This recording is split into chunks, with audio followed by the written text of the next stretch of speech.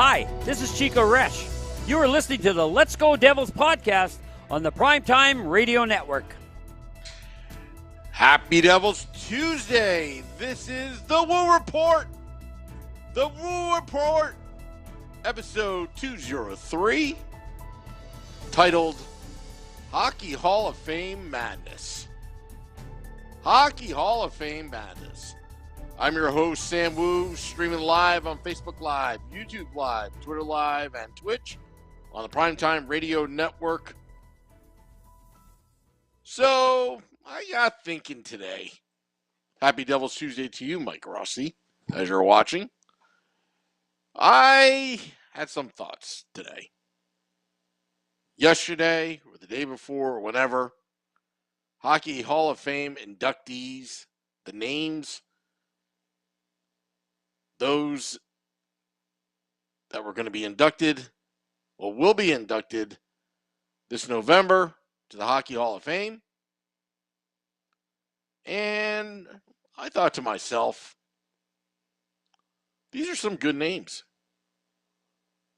Some great names. Sedin twins going in together. Surprise, surprise. Daniel Alfredson. But the names of some New Jersey Devils lingers. Why they're not in the Hockey Hall of Fame. One that comes into mind, Alexander McGillney. He's definitely should be in the Hockey Hall of Fame. No question. Is he really on the borderline? Patrick Elias. Now that's a good one. He was clutch. Played all of his years with the New Jersey Devils. Won 2 Stanley Cups. Many Stanley Cup appearances. 4 times in his career. He's one that's worthy of the Hockey Hall of Fame.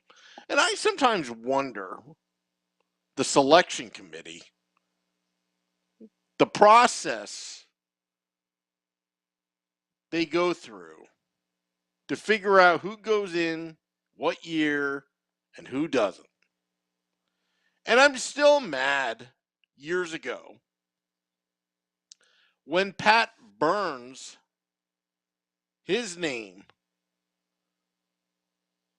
was tossed around of getting into the Hockey Hall of Fame. The late Pat Burns. Devils coach, 3-time Jack Adams Award winner. And I remember, I think it was about 15 years ago. Burns, stricken with cancer. And there was a push from the fans, especially, to get Pat Burns into the Hockey Hall of Fame while he was still alive. And there was a push and a push. And somehow, the selection committee, I think Pat Quinn, the late Pat Quinn, was the head of the selection committee at that time period. I could be wrong. Although I forgot the press release. It was although he's deservedly so, he didn't get in. And then Pat Burns passes.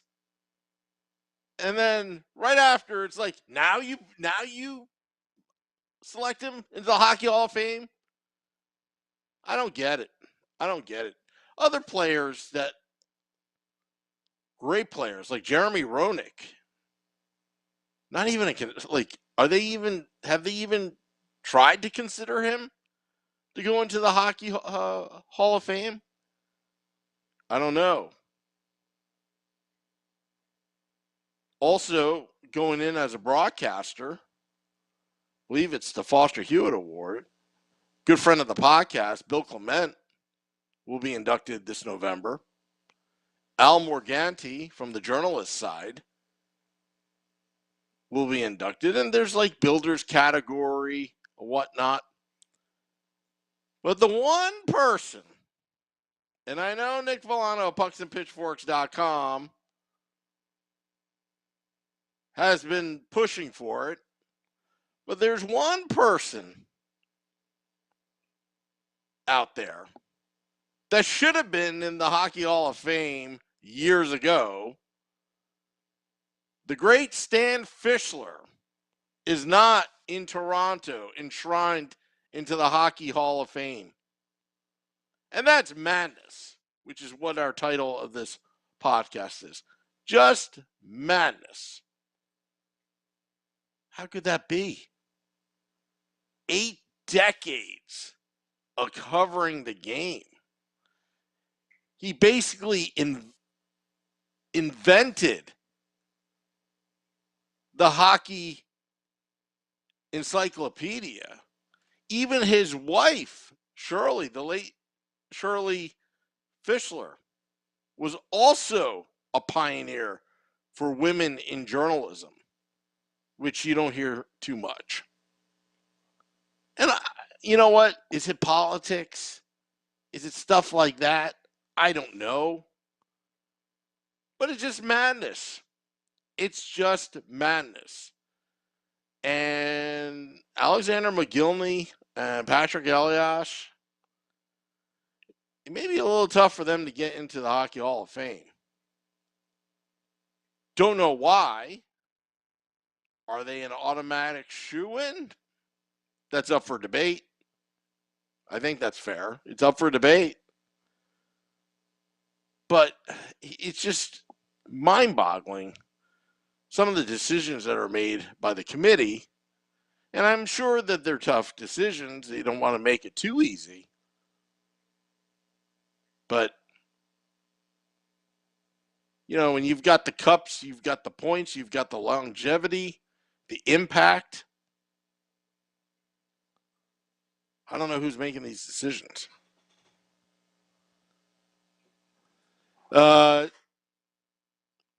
Another topic, Damian Rasputin on the YouTube Live writes, how would you feel about Andrew Brunette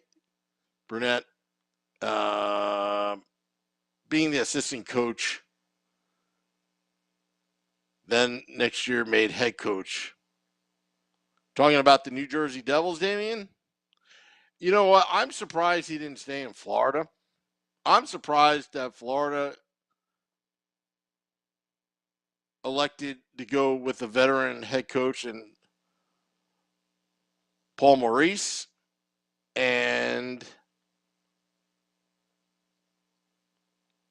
I don't know. I don't know. Don't know why. Don't know why they went that route. But you know, it's funny. We still haven't heard from the Devils who's going to be coming in to assist Lindy Ruff. And also, we've got the draft coming up. Oh, did you hear about Margarita Bob? Bob McKenzie at TSN has Slavkovsky as number 1 in the player rankings.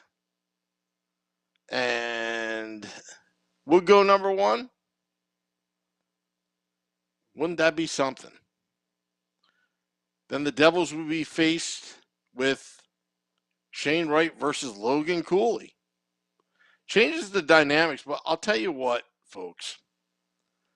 I don't think the Devils could go wrong with that second overall pick.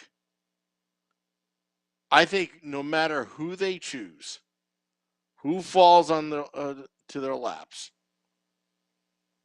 they will get better as an organization as a whole. They may not have an impact next season. And that's what is very important about this draft. Don't draft on needs of the present day. Draft the best available with the best upside. People ask, well, what are you going to do with 3 centermen? Well, roll 4 lines. And they always say, coaches always say, the best players on your team are the ones that are out on the ice. And I truly believe in that because, players, they take their shift, 45-second shift. Okay, next line out.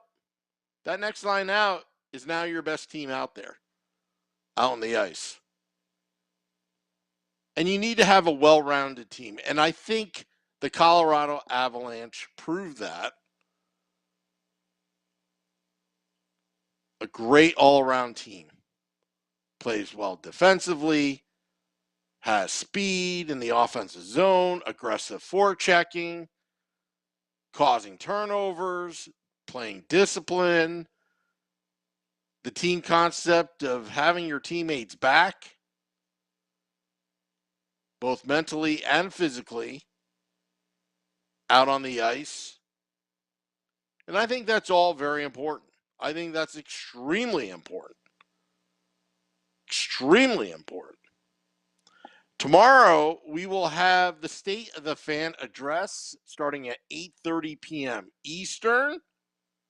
Nick Villano and I, yes, that Nick Villano of pucksandpitchforks.com, editor-in-chief. He and I will be podcasting again, and things are heating up leading up to the draft. We'll be at Enzo's Pasta Grill,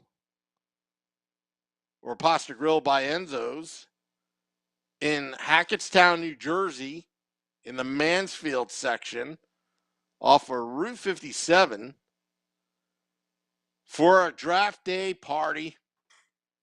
Let's Go Devils podcast and the Hockey on Tap guys are going to team up. We're going to podcast. Chances are, if it's sunny out, it'll be outdoors, just like last year. We had a lot of people show up, listeners of the podcast. We're not really good party planners, so we're just putting it together. But a lot of people showed up last season. That was awesome.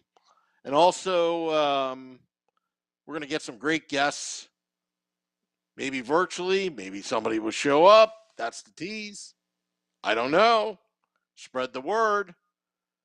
We'll be starting to promo that very soon on the social media pages, on Facebook at Let's Go Devils Podcast, on Twitter at Let's Go Devils Pod, and our YouTube channel, Let's Go Devils.